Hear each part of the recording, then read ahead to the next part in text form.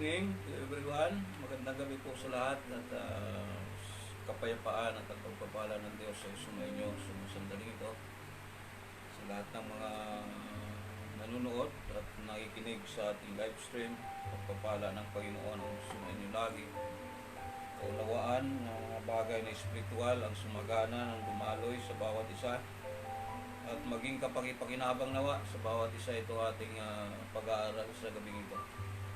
At isang napakahalagang bagay para sa atin ang umaasa sa Diyos na lagi pong makapakinig at maunawaan yung plano ng Diyos sa bawat buhay nating lahat.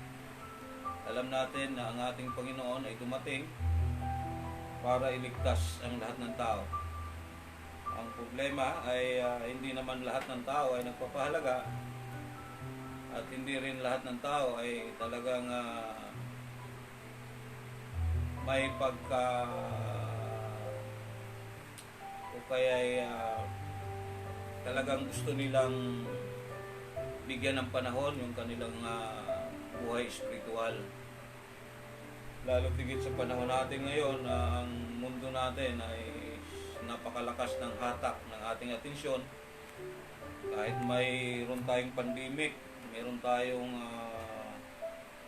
umiiral na salot na hatid ng COVID-19, makikita pa rin po natin sa ating kapaligiran na hindi lahat interesado pagdating po sa mga bagay o sa mga aspetong espiritual sa kalagayan po ng tao. Halos lahat ay talagang ang kanilang atensyon ay nasa mundo na ating ginagalawan, not knowing na any moment maaaring tayo ay lilisan sa mundong ating kinalalagyan.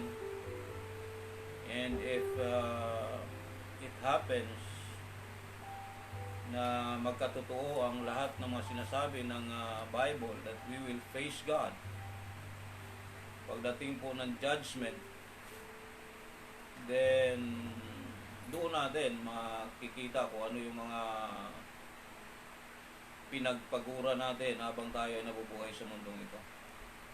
Kaya lagi pinapahayag po ng Panginoon sa pamagitan po ng Bible na bigyan natin ng panahon yung ating kalagayang espiritual.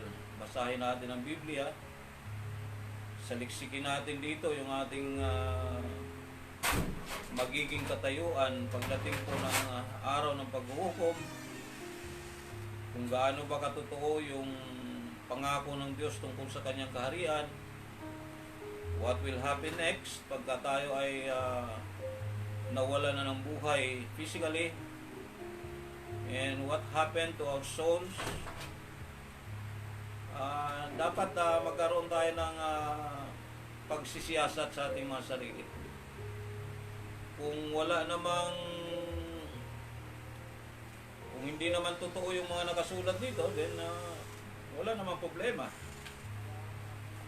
Pero kung ang mga nakasulat sa Biblia ay magkakaroon po ito ng katuparan at lahat ng mga binabanggit dito ay talagang merong kahinatnan ang ating mga kaluluwa pagdating ng araw ng paghukom,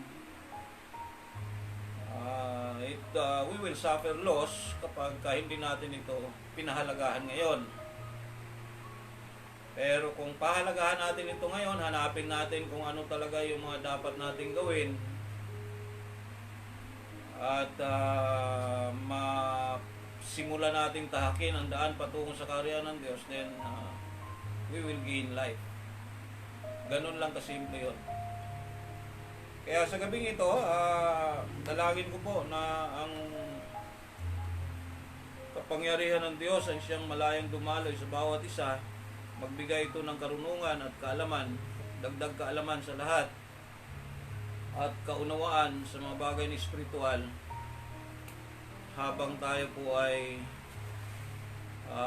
naghihintay sa katuparan po ng pangako ng ating Panginoon na sa kanyang muling pagparito ay dala-dala na niya yung kanyang mga gantimpala. Ang gantimpala po ay para sa lahat. May gantimpala po doon sa mga masuayin. May gantimpala din po doon sa masunurin sa Diyos. Doon sa masuwain at ayaw sumunod sa kalooban ng Panginoon, ang gantimpala doon ay ang manirahan sa isang lugar kasama po ang mga kampo ng kadiliman. Ang gantimpala naman doon sa mga sumusunod sa Panginoon ay isang buhay na totoo doon sa kanyang kaharian. Kaya sabi nga ng Revelation chapter 22 sa verse 11, and I want to quote this verse. Sabi po ng 22:11 ng Revelation,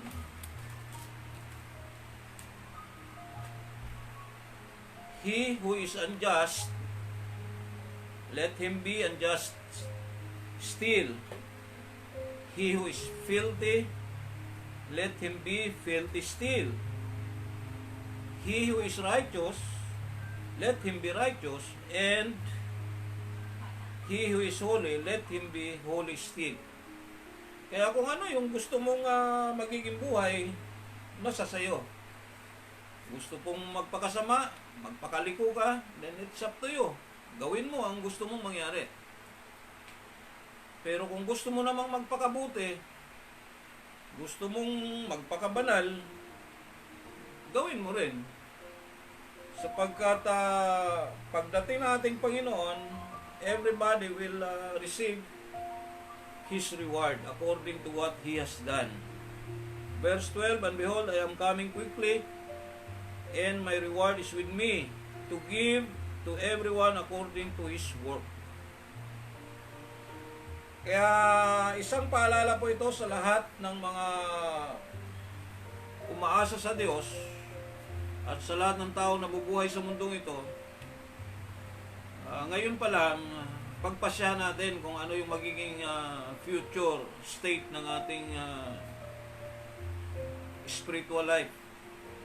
Comes na dumating yung katuparan po ng pangako ng ating Panginoong Hesus. Now, ang pag-usapan po natin sa gabing ito ay yung sinasabi po sa Hebrews chapter 2 verse 10. Ang sabi po ng Hebrews 2 verse 10,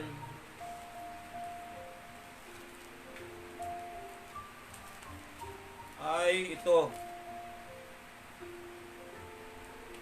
for it was fitting for him, for whom are all things, and by whom are all things, in bringing many sons to glory, to make the captain of their salvation perfect through sufferings. Kung ituloy natin ito sa 11, for both he who sanctifies and those who are being sanctified are all of one. For which reason he is not ashamed to call them brethren or brothers. Now, bakit po binanggit dito yung pagdadala ng maraming anak sa kaluwalhatian ng ating Panginoong Diyos, to bring many sons to glory? Alam niyo po mga kapatid, batin nating lahat na lahat ng tao po, maaaring kung hindi man lahat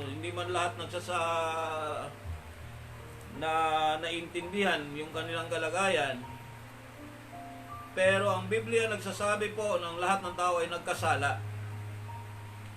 At walang isa mang lumakad ayon sa katwiran ng ating Panginoong Diyos. Kaya kung ganito ang ating kalagayan, sabi nga ng Romans chapter 3, sa verse 10 ng Romans chapter 3, as it is written, there is none righteous, No, not one. Walang isa mang naging matuwid sa paningin ng Diyos, kahit isa, wala. Pagdating sa 3:23, for all have sinned and fall short to the glory of God. For all have sinned and fall short to the glory of God.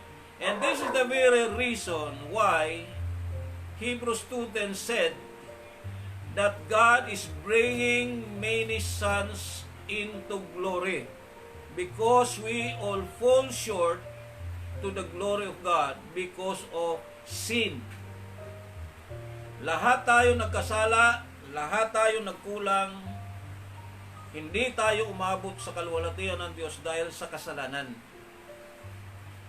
At kahit anong gawa nating mabuti, sabi po ng Bible, Isaiah chapter 64 verse 6. Sabi po ng Isaiah chapter 64 verse 6, but we are like an unclean thing, and all our righteousness are like filthy rags. Tayo daw ay mahilantulad po, lahat tayo ay mahilantulad po sa isang basahang marumi. Lahat ng ating mabubuting gawa ay parang maruming basahan sa paningin ng Diyos. We all fade as a leaf, and our iniquities like the wind have taken us away. Para tayo nagiging mga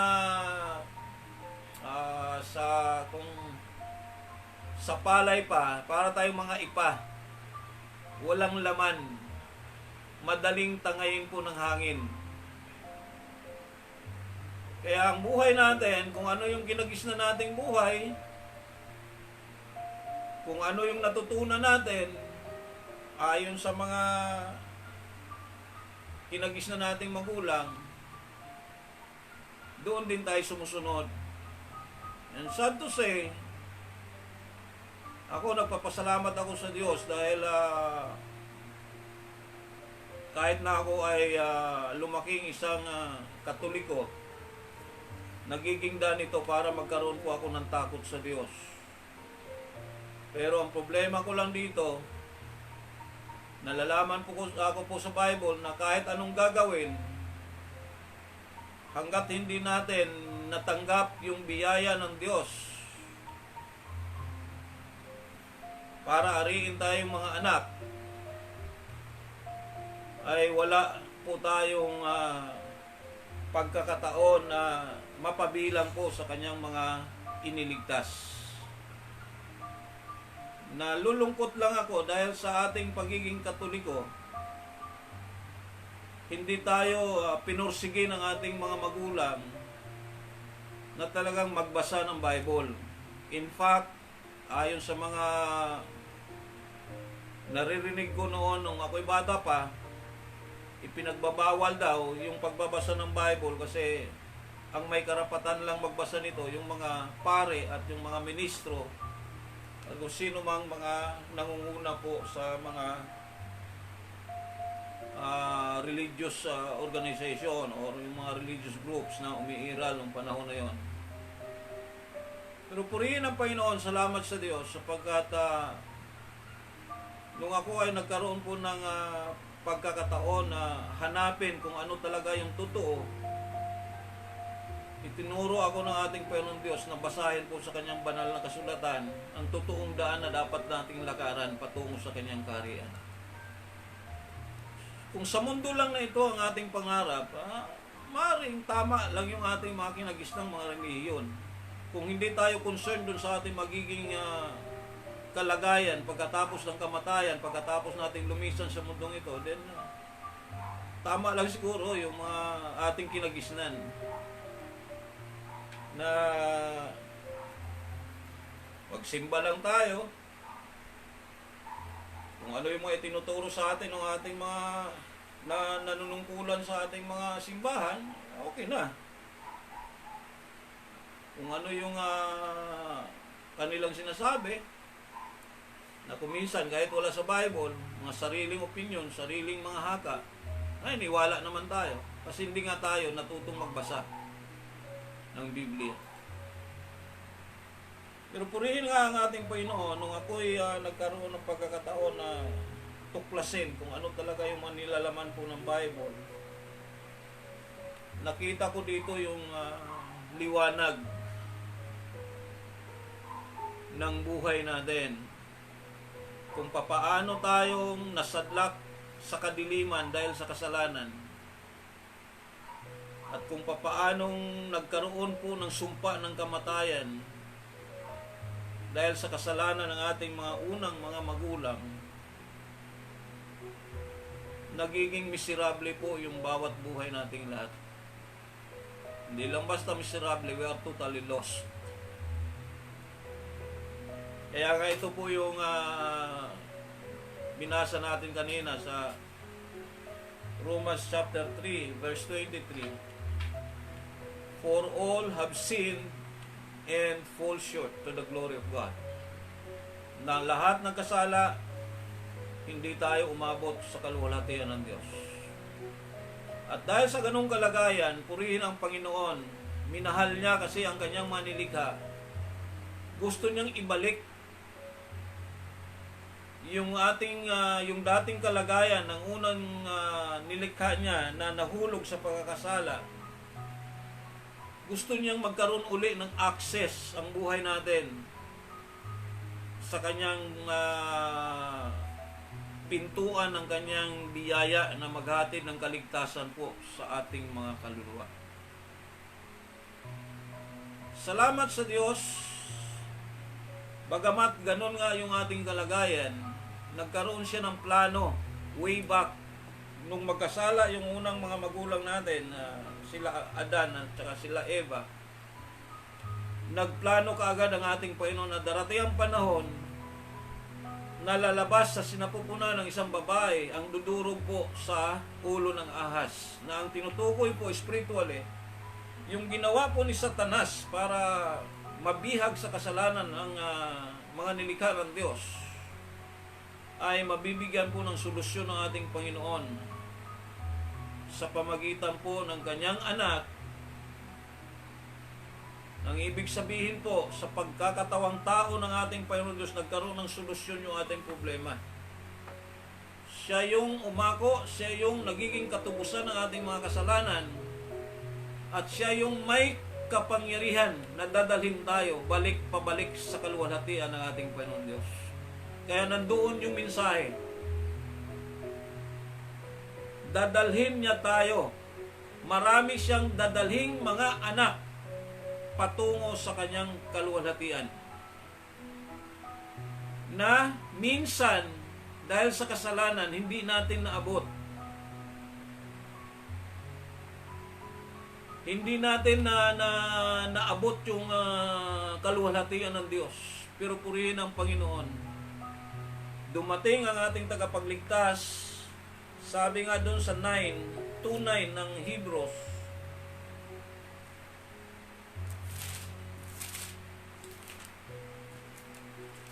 nawa maunawaan nyo kung ano yung mensaheng nais iparating dito ng ating Panginoon para yung mga concern doon sa kanilang kalagayang espiritual, habang hindi pa huli ang lahat, hanapin nyo ang katotohanan. At wala po kayong ibang masumpungang katotohanan maliban po sa pagbabasa ng Biblia. Hilingin nyo sa Panginoon Diyos ang totoong karunungan na nagmumula sa Kanya, ma-enlighten, mabuksan yung inyong mga puso't kaisipan para yung mga binabasa nyo, maunawaan nyo at magiging daan ito para akayin kayo sa matuwid na daan na dapat niyong lakaran hanggang sa matagpuan nyo yung katotohanan na siyang magpapalaya sa inyong kalagayan.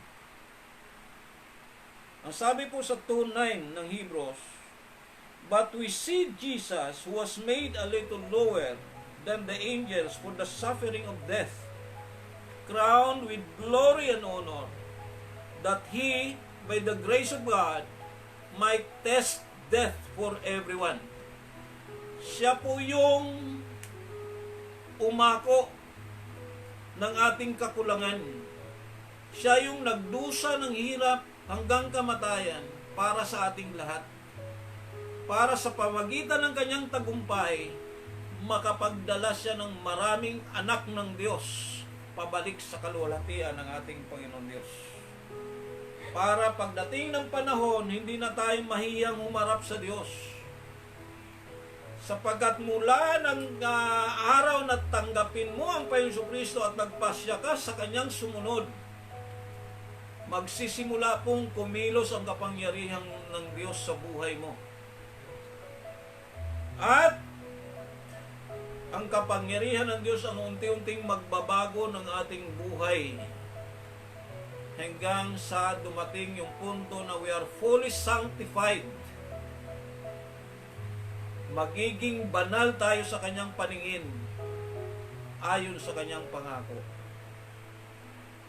Kaya ang sabi ng Romans, sa lahat ng tinawag ng Diyos, Romans chapter 8, simula sa 29,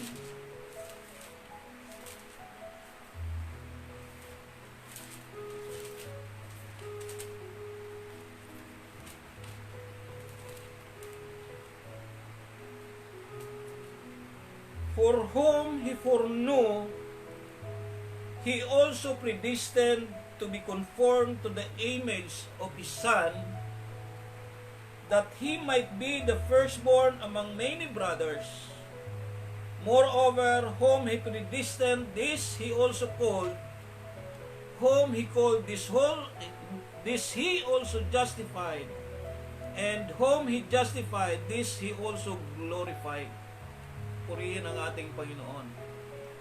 Yung ating kalagayan bilang makasalanan, gagampanan ng Diyos ayon sa kanyang pangako na tayo po ay kanyang dadalhin sa kanyang harapan upang yung dati nating kalagayan bilang mga marurumi sa patingin niya bilang Diyos ay gagawin niyang malinis.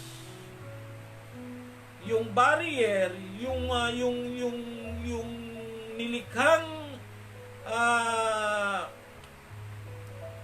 tawag nito, yung hadlang ng kasalanan para tayo ay huwag umabot sa kaluwalhatian ng Panginoon Diyos ay kanyang aalisin. Unti-unti niyang aayusin yung ating pagkatao hanggang sa magiging lubos ito sa kanyang paningin at yung pangako niya ay magaganap sa bawat buhay ng kanyang mga nilikha na nais pong tumanggap sa kanyang inaalok na kaligtasan. Kaya yung kaligtasan na yan, sabi nga ng Bible, it is not because of your works or good works. Yung kaligtasan na yan na ibibigay sa atin ng Panginoon Diyos ay hindi ito dahil sa tayo po ay naging mabuti sa paningin ng Diyos. It is not, sapagkat wala pong pagkakataon na maging mabuti tayo sa paningin ng Diyos, not unless na Kanya po tayong aayusin. Sapagkat wala pong aariing ganap sa paningin ng Diyos through good works or sa pagsunod sa batas. Ang kaligtasan po na ibibigay niya sa atin ay libre. Biyaya niya. Biyaya niya dahil sa kanyang awa sa iyo, awa sa akin, awa sa lahat ng tao na nais tumanggap sa kanya. Na nais sumampalataya sa kanyang pagliligtas, kung papaanong tiniis niya lahat ng hirap. Tiniis niya lahat ng mga pasakit na dapat tayo yung magbata. Tayo dapat yung magtiis niyan. Tayo dapat yung tumanggap ng parusa sapagkat tayo yung nagkasala. Pero inako yan ng ating Panginoon Diyos para tayo po ay maging malinis sa harapan niya. Purihin ang Panginoon, salamat sa kanyang pagliligtas. Kaya ang sabi po ng Bible, dahil sa kanyang awat habag, biniyaan niya tayo ng pagkakataon na mapabilang sa kanyang mga anak. At diyan po magsisimula sa atin na kapag naintindihan natin yan, kung nagkaroon tayo ng concern sa ating kalagayang espiritual, pag nagsimulang magtanong ang ating puso't kaisipan, ano kaya ang dapat kong gawin para yung aking katayuan ngayon na hiwalay sa Diyos, hindi umabot sa kanyang kaluwalhatian dahil ako ay nagkasala, hiwalay ako sa kanyang biyaya. Dahil sa kasalanan, kaya ako'y napahiwalay sa Diyos. Anong gagawin ko ngayon? May kasagutan lahat ang Biblia sa lahat ng ating mga katanungan. Kaya kung gusto mo isakas sa mga dadalhin ng Diyos, pabalik sa kanyang kaluwalhatian, ang sabi nga ng Biblia, we all fall short to the glory of God. Kung gusto mong makarating muli, maabot muli yung kaluwalhatian ng Panginoon Diyos, then try to search the Scripture. Magsimula kang magsaliksik, magsimula kang magtanong, at may pangako ang ating Panginoon Diyos, sa lahat ng kumakatok, bubuksan niya. Sa lahat ng mga humihingi, bibigyan niya. At sa lahat ng naghahanap, makakasumpong dahil sa biyaya ng ating Panginoon Diyos na nais niyang ipagkaloob sa bawat isa. Merong pagkakabagbag ng kanilang mga damdamin dahil sa kanilang kalagayan na hiwalay sa Diyos at upang maibalik sa ilalim po ng pamamahala ng ating Panginoon. Kaya karapatan natin, mga kapatid, karapatan natin, mga kapwa ko, na nangailangan po ng pagliligtas ng Panginoon. Karapatan natin na hanapin kung saan tayo makakasumpong ng totoong kaligayahan at totoong buhay na walang ibang makapagbigay nito maliban po sa ating Panginoong Jesucristo. He has the power and the absolute power that can bring us back to His glory. And siya lang po yung may kapangyarihan at magbigay pribilehiyo sa atin para tawagin tayong mga anak ng Diyos. Without Him, hopeless yung ating magiging kalagayan. Wala pong kapag-asa labas sa ating Panginoon Jesucristo. Kaya, mga kapatid, nandito lahat sa Biblia ang kasagutan. Kung nais mong magtanong, anong gagawin ko? Like doon sa mga taong nakikinig sa unang pangangaral nila Apostol Pedro.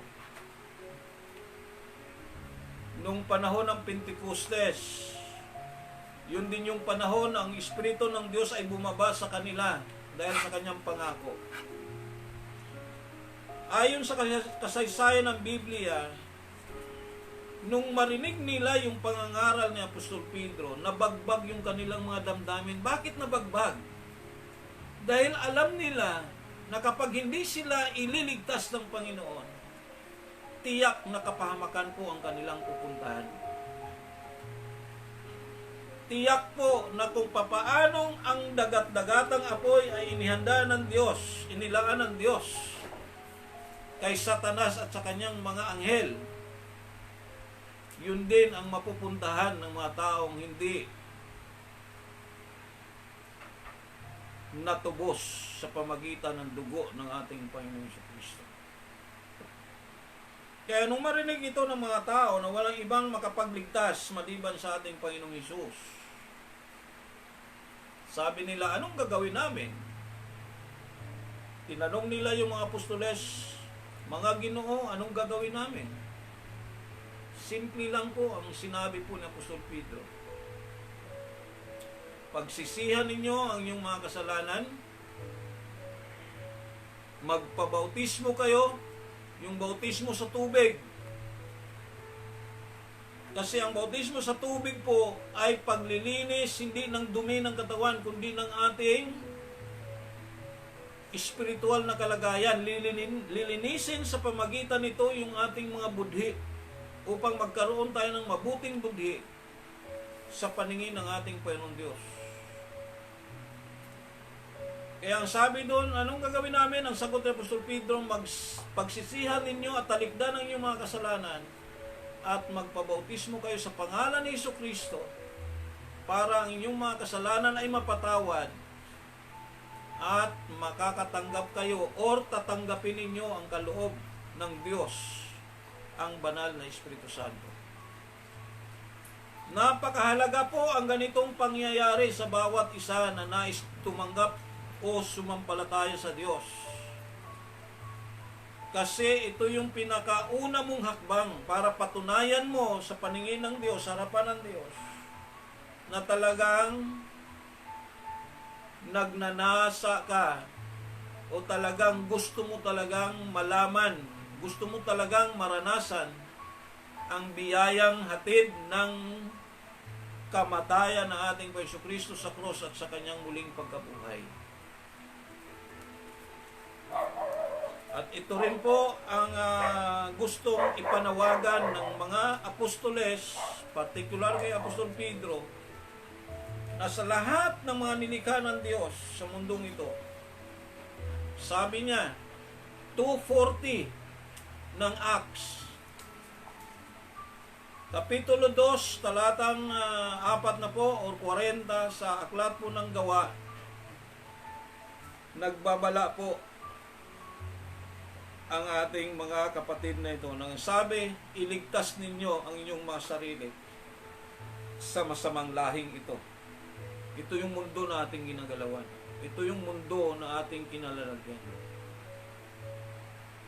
Kaya salamat sa ating Panginoon Diyos, sapagkat nung panahon na yon, marami po kaagad ang naidagdag o napabilang sa mga iniligtas ng Panginoon. At kung susundan natin yung istorya, nung sabihin ni Apostol Pedro sa 2:38, na pagsisihan ninyo at talikdan ang inyong mga kasalanan at magpabautismo kayo sa pangalan ni Jesucristo, abay purihin ang Diyos. Sa araw na yon, 3,000 po ang nagpabautismo at naidagdag po sa iglesia o sa katawan ng ating Jesucristo na tinatawag na iglesia. Kaya kung susundan natin, isinasaad po ng Biblia ang lahat ng pamamaraan para yung buhay natin ay magiging karapat-dapat na magmana ng kaharian ng Diyos. Unti-unti nating matanggap ang totoong unawa mula sa ating Panginoon, unti-unti nating maiayos yung ating pamumuhay, unti-unti nating maintindihan kung paano tayo lalakad ayon sa kanyang katwiran at sa kanyang kabanalan habang tayo ay naghihintay sa kanyang muling pagbabalik o yung katuparan po ng kanyang pangako.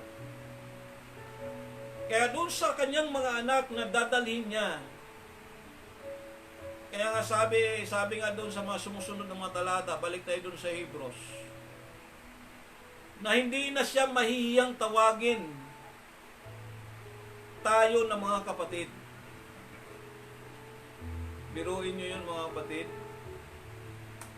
Kapag tayo po ay napabilang na sa ganitong sitwasyon, ituturing tayong mga kapatid ng ating Jesucristo bilang laman, at tayo naman ay magiging anak niya bilang Diyos na siyang lumikha sa ating lahat. At kapag nangyari po na unti-unti nang naaayos yung ating mga buhay, unti-unti nating napapahalagahan yung ating katayuan bilang kanyang mga anak, tuturuan niya tayo ngayon paunti-unti kung paano tayo magpapahalaga sa kanyang mga salita.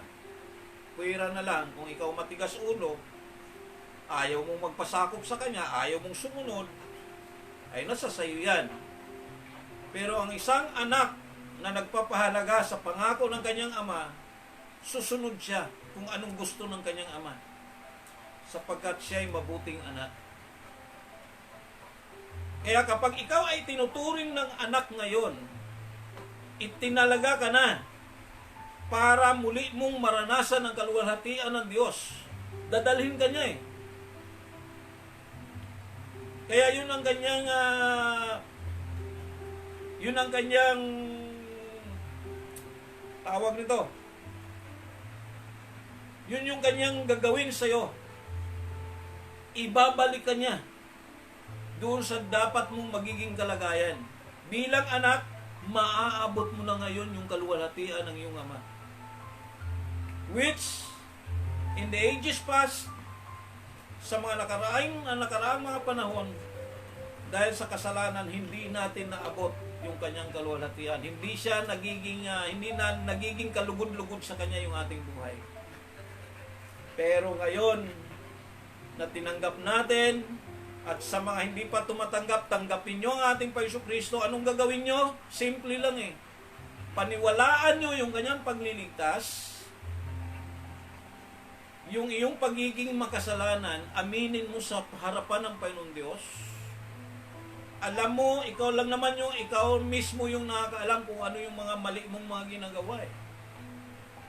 Kung ano yung mga bagay na kinasanayan mo, na alam mong hindi tama, unti-unti mo yun na tatalikuran. Pagpasyahan mo sa harapan ng Diyos, Lord, itong aking dating pagkatao, ibibigay ko ito sa iyo, isisurrender ko ito sa iyo. Gusto kong baguhin mo ako, Panginoon. Gusto kong magpailalim sa iyong kapangyarihan.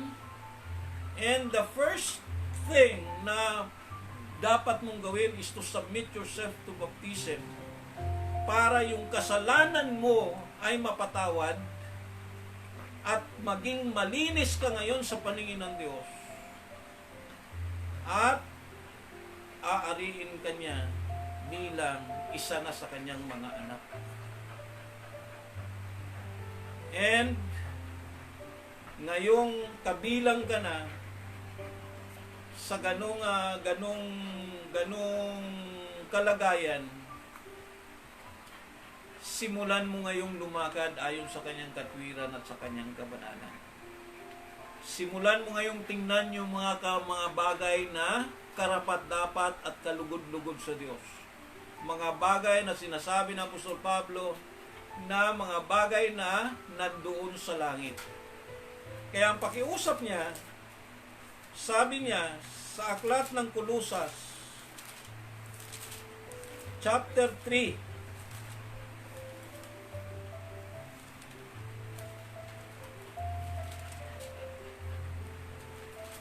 sabi niya sa Colossus chapter 3, if then you were raised with Christ, kung talagang isa ka sa mga ibinangon na dati ikaw ay nalugmok dahil sa iyong kasalanan, ikaw ay bagsak dahil sa iyong kasalanan, but you were raised up nung ikaw ay tumanggap, sumampalataya sa ating Panginoong Kristo. Kung totoo yung katayuan mo na yan sa sarili mo, pinaniwalaan mo yan, ang sabi niya, you have to seek those things which are above. Hanapin mo ngayon, simulan mo ngayong hanapin yung mga bagay na naukol sa langit. Where Christ is sitting at the right hand of God, na kung saan nakaupo ngayon ang ating Panginoong Kristo sa trono ng kanyang kaluwalhatian. Ibig sabihin ng right hand of God is power. Naupo ngayon ang ating Panginoong Kristo sa kanyang kapangyarihan. Bumalik siya uli. Ang iniwan niya sa atin ang kanyang Holy Spirit, na siyang magtuturo sa atin, siyang magko-comfort sa atin, Siya po ang tutulong sa atin para mapagtagumpayan yung buhay sa mundong ito. Pabalik sa ating Panginoon Diyos. Sabi niya dito, ulitin ko lang 3:1 ng Kolosas, if then you were raised with Christ, seek those things which are from above, where Christ is sitting at the right hand of God. Ulitin ko, pag sinabing right hand of God, kasi mga kapatid, pag ililiteral natin yung salitang right hand, hahanapin natin yung left hand. Hahanapin din natin yung back, hahanapin natin yung front. Pero dahil sa alam natin na ating Panginoon Diyos ay wala pong He is a spirit. Wala kang makikita, hindi mo ma-identify sa Kanya kung alin yung harap, alin yung likod, alin yung right, alin yung left. Kasi siya po ay liwanag. Ang makikita mo lang sa Kanya ay busilak, yung liwanag na napakaliwanag po. Kaya ang ibig sabihin po niyan, pag sinabing naupo sa kanan ng Diyos, ibig sabihin, naupo siya sa Kanyang kapangyarihan. Bumalik siya uli doon sa Kanyang kapangyarihan. Kaya kung ganito po ang atin pong mindset, ang sabi po sa verse 2, set your mind on things above, not on things on earth. Huwag mong gugulin ang panahon mo sa mga bagay na naukol sa mundong ito, kasi lahat ng nasa mundo, pati ikaw, pati ako, pati tayong lahat, mapaparam tayo. Aalis tayo sa mundong ito. What's the use? Ano ang kabuluhan na tayo ay mag-impok ng kayamanan sa mundong ito? Naiiwanan din natin. Diba? Kaya ang dapat nating ipunin yung mga bagay na isang araw tatamasahin natin doon sa kaharian ng ating Panginoong Diyos. That is seeking things that is from above, not on things on earth. For you died, kung talagang naintindihan natin na inalis na tayo ng ating Panginoon mula sa sanlibutan ito. Spiritually speaking, we are considered dead from this world. Kapag tinanggap natin ang ating Panginoon Kristo, we are considered by God that we are dead. Mga patay na tayo sa mundong ito at buhay naman tayo sa spiritual life natin. Kung talagang ganon ang mindset natin, na patay na tayo sa mundong ito at buhay tayo sa piling ng ating Panginoon Diyos, ang sabi po ni Apostol Pablo, unti-unti daw nating patayin yung mga hilig ng ating mga laman. Therefore, put to death your members which are on earth, fornication, uncleanness, passion, evil desire, and covetousness, which is idolatry. Because of these things, the wrath of God is coming upon the sons of disobedience, in which you yourselves once walked when you lived in them.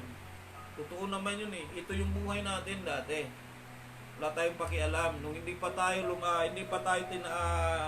natin naintindihan yung ating kalagayan bilang mga anak ng Panginoon Diyos. Malaya tayong gumawa kahit anong gustuhin natin. Gusto nating mangalunya, gusto nating magbisyo, malaya tayo, wala namang pipigil sa atin eh. Pero ngayon na tayo po ay ibinilang na ng ating Panginoon bilang kanyang mga anak, na ibabalik niya yung pagkakataon na maibigay uli sa atin yung kanyang kaluwalhatian. That is, maabot natin muli yan, sapagkat minsan, nung dahil sa kasalanan, hindi natin naabot, ibabalik ng ating Panginoon Diyos yung pribilehiyong yan, na dadalhin niya na tayo uli sa kanyang kaluwalhatian. Abay, pag-isipan mong maigi. Hanapin mo, ipamuhay mo, pangarapin mo yung mga bagay na alam mo na malulugod ang Diyos. Kung ano yung mga bagay na kinamuhian niya, unti-unti po natin itong itapon na wala na pong balikan. Mahalin natin ang Diyos ng totoo. Pahalagahan natin yung kanyang pangako. At huwag nating hayaang mapahiya siya sa ating mga buhay. Kaya nga doon sa mga nagdaan nating mga topic, lagi kong ini-insist natin yung mabubuting gawa, na hindi yan para ikaw ay maligtas, kundi patunay yan na isa ka sa mga pinagpapala ng Panginoon na makaranas ng kaligtasan. At habang tayo naglalakbay sa mundong ito, nandito lahat ng mga tukso, nandito lahat ng panganib, na hindi tayo mag-give in doon sa mga gusto ni Satanas sa atin, na gusto niya tayo sirain muli, gusto niya tayong patayin, ihiwalay muli sa Panginoon Diyos. Huwag natin siyang pagbigyan ng pagkakataon na sirain muli yung ating buhay. Kaya kailangang ipakita natin sa paggawa ng mabuti na talagang tayo'y mga totoong mga anak ng Diyos na nakalaan para sa kanyang kaharian. Kaya bilang mga na ibinilang ng Panginoon na isa sa mga mapalad na dadalhin niya muli sa kanyang kaluwalhatian, for we are one of those sons that the Lord will bring back to the glory of God. Isang pagpapala na hindi natin dapat sayangin sa buhay natin. Huwag nating pabayaan na ito'y muling mawala. Huwag nating pabayaan na maagaw pa ito at muling sirain ni Satanas. Nasira na niya yung buhay natin nung una nating buhay, nung nakalipas nating kalagayan. Ngayong tinanggap mo na ang ating Panginoon Kristo, ulitin ko, sa pagtanggap sa Panginoon Kristo, anong dapat mong gawin? You have to repent and turn your back doon sa kasalanan. Humarap ka sa Diyos. Talikuran mo na yung kasalanan na yan. Humarap ka sa Diyos. Sumunod ka sa kanyang nais na gustong mangyari sa iyo. At ang sabi ng ating Panginoon, kapag nagpasya ka ng ganyan, lilinisin ka niya, kakalimutan niya na ikaw ay naging marumi sa kanyang paningin. Hindi lang niya basta tatakpan yan, na kapag nabuksan uli, makikita uli yung dati mong pagkatao. Hindi po yun ang gusto ng Panginoon Diyos. Gusto niyang kalimutan lahat. Hindi na niya alalahanin yung dati mong katauhan. Gusto niyang tingnan ka bilang bagong nilalang. Kaya ang sabi nga, you have to be born again. Kailangan kang ipanganak muli. It is a must. Kaibigan ko, mga kapatid ko, mga kaibigan, mga kakilala ko, lahat ng nakapakinig dito, lahat ng nanonood, it is a must to be born again. There's no other option to be saved. To enter into His kingdom, you must be born again. Mailipat yung kalagayan mong walang kabuluhan sa isang katayuan na titingnan ka bilang mahalaga sa paningin ng Diyos. Dati wala kang silbi, wala tayong mga silbi, mga marurumi tayo. Pero ngayong tatanggapin mo ang Panginoon Jesucristo at magpasya ka sa sarili mo na sumunod sa Diyos, lilinisin ka ng ating Panginoon. Aalisin niya yung karumihan mo. Hindi na niya titingnan kung gaano ka karumi. Gustong tingnan ng Diyos na ikaw ay malinis sa kanyang harapan. At unti-unti niyang aayusin yung ating pagkatao hanggang sa madala niya tayo doon sa kanyang kaluwalhatian. Kaya salamat sa Diyos na nawa maunawaan nyo ito kapag hindi nyo pa ito naintindihan ng gusto. Uulitin ko, napakasimple po ng gustong mangyari sa iyo ng ating Panginoon. Decide for yourself now. Repent and turn to God. Magsisi ka, talikdan mo ang iyong mga kasalanan, humarap ka sa Diyos, and be baptized in the name of Jesus Christ for the forgiveness of your sins. Magpabautismo ka sa tubig sa pangalan ni Jesucristo. Walang ibang pangalan na gagamitin sa iyo. Huwag kang pumayag na gagamitin yung pangalan ng pastor mo. Gamitin kung sino man yung pangalan ng simbahan mo.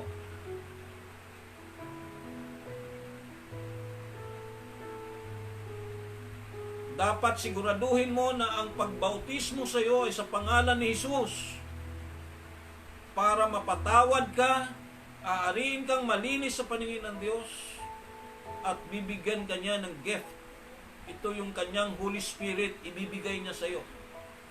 At ang role ng Holy Spirit, tuturuan ka niyan. Siya yung mag-aaliw sa iyo sa panahon na malulungkot ka. Siya yung mag-guide sa iyo sa pagtahak sa tamang daan na dapat mong lakaran hanggang sa makarating tayo doon sa pinakadulo ng takbuhin ito na inilagay ng Diyos sa ating harapan, na taglay ang tagumpay sa pamagitan ng kanyang kapangyarihan. Kaya after na nagawa mo yan, gawin mo yan. Gawin mo yan. Ang magsisi at magpabautismo sa pangalan ni Jesucristo para matanggap mo yung kanyang Holy Spirit. At ang Holy Spirit na yan, ang importanteng role niyan sa buhay mo, yan ang katibayan ng Diyos na ibinigay niya sa iyo. Natutuparin niya yung pangako niya sa iyo pagdating ng takdang panahon. Yan ang magiging tatak mo na ikaw ay pagmamay-ari na ng Diyos. Mula nang ikaw ay tumanggap sa Kanya, pagsisihan ang iyong mga kasalanan at magpahugas sa pamagitan ng bautismo sa pangalan ni Jesucristo. Pagmamay-ari ka na ng Diyos. Kaya yan yung panahon na ibibilang Kanya bilang Kanyang anak. At bilang anak, dadalhin Kanya pabalik sa Kanyang kaluwalhatian. Purihin ang Panginoon. Amen. Purihin ang Panginoon. For bringing many sons into glory. Sabi doon sa aklat na sa ating pinaka-main verse. Gagawin ng Diyos ang lahat na Kanyang kung ano yung naayon sa Kanyang katwiran para walang mabigo sa ating lahat. For it was fitting for Him, for whom are all things, and by whom are all things, in bringing many sons to glory, to make the captain of their salvation. Siya yung pinakakapitan natin. Kaya nga alam nyo ba kung bakit fellowshipping ang pinanawagan? Bakit kailangang fellowship? Sapagkat tayo po ay parang inilagay sa isang barko. Na lahat tayong nasa loob ng barko ay crew. Lahat tayong manggagawa. At ang kapitan natin ay walang iba kundi ang ating Panginoon Jesucristo. Siya yung magiging siya yung pinaka-captain of the ship. Kaya kung bakit sinasabi niya sa Hebrews 10:25, huwag niyong kaligtaan ang pagdalos sa mga pagtitipon, yung fellowshipping na yan na binabanggit. Lalo't higit na namamalas natin ang pagbabalik ng Panginoon ay malapit nang maganap, malapit nang dumating. Ulitin ko, panawagan sa lahat, sa hindi pa nabaptize, magpabaptize na kayo. Maghanap kayo ng mga church, may mga manggagawa na nagbabautismo sa pangalan ni Jesus. Kung hindi sa pangalan ni Jesus, umalis kayo. Maghanap kayo ng iglesia na nagbabautismo sa pangalan ni Jesus para mapabilang kayo sa Kanyang mga anak. Panahon na mga kapatid, huwag niyong sayangin ang pagkakataon. Huwag niyong sayangin. Parang last trip na ito. Hindi natin na alam kung hanggang kailan matatapos tong COVID-19 na ito. Maaring magtuloy-tuloy na ito. Huwag naman sana mangyari. Pero who knows? Only God knows. Pero para maging secure ka, samantalahin mo yung pagkakataon. Basahin mo ang Biblia, sinabi po ng ating Panginoon, mapalad yung mga bumabasa. 1:3 ng Revelation, blessed are those who read, who listen, and do what the prophecy says. Mapalad ang bumabasa, nakikinig at tumutupad kung anong nakasulat dito. Sapagkat malapit ang dumating ang katuparan ng pagbabalik ng ating Panginoong Hesus. Ulitin ko, walang nakakaalam mga kapatid ko, mga kaibigan ko, kung hanggang kailan tayo manatili sa mundong ito. Pero ito'y isang panawagan sa lahat. Lahat ng panig, lahat na nakapakinig dito, kung nalubin ng Panginoon Diyos na sa mga nag-subscribe sa YouTube, makinabang kayo spiritually. Matanggap nyo yung alok ng ating Panginoon to become His Son. Magiging anak ka, magiging anak na babae o lalaki, maging kabilang ka sa mga pinagpapala ng Diyos. It's about time na pagbigyan mo yung longing mo spiritually. Hanapin mo kung ano yung totoo. Hanapin mo kung anong makapagbigay sa iyo ng totoong kalayaan. At hanapin mo kung sinong pwedeng magdala sa iyo pabalik sa kaluwalhatian ng Panginoon Diyos. Because of sin, we all fall short to the glory of God. Pero salamat sa Panginoong Hesus, siya yung karapat-dapat. He will bring us back to His glory. At tinatawag niya tayong mga anak. Purihin ang ating Panginoon. Kaya salamat sa Diyos, and I hope and pray na ang lahat na ito ay maunawaan mo. Kung hindi mo naman ito naunawaan at wala ka namang intensyon talagang unawain to, then it's up to you.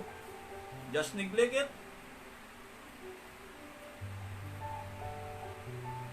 Pero kung mahal mo ang buhay mo, gusto mong makapili ang Panginoon Diyos ng palagian doon sa kanyang kaharian, humakbang ka na patungo sa nakalaang pagpapala ng ating Panginoon sa lahat ng mga sumasampalataya sa Kanya. For God so loved the world, ganun na lamang pagsinta ng Diyos, pagmamahal ng Diyos sa sanlibutan, na sa pamagitan ng ating Panginoon Kristo, whosoever will believe in Him will not perish but have everlasting life. Kaya sino ka man, saan ka man, kung talagang mahal mo ang buhay mo, pagpasyahan mo ang buhay mo. Maaring bukas, huli na. Ngayon, ang tamang panahon. Ngayon na nakikiusap sa iyo ang Diyos. Ngayon kumakatok ang Diyos sa iyong puso. Pahalagahan mo kung ano yung pangako sa iyo ng ating Panginoon. At sa mga kapwa ko mananampalataya, kung hanggang ngayon nagdududa ka pa sa kalagayan mo, pag-isipan mong maigi. Huwag mong sayangin yung biyayang ibinigay sa iyo. Sa mga kapatid ko sa loob ng iglesia, sa loob ng Church of the Living God, Jesus Christ, this is the ministry of the Lord Jesus Christ, because we believe that Jesus Christ is the pillar and the foundation of the truth. Tulong-tulong tayo, magtrabaho tayo. Kahit hindi natin alam kung anong mangyari dito sa ating sitwasyon, hindi natin alam kung makapagtitipon pa tayo. Pero kailangan ko po ang inyong mga prayers. Kailangan ko po yung inyong pakikisa. Lubinawa ng Panginoon na makapagbiyahe pa tayo.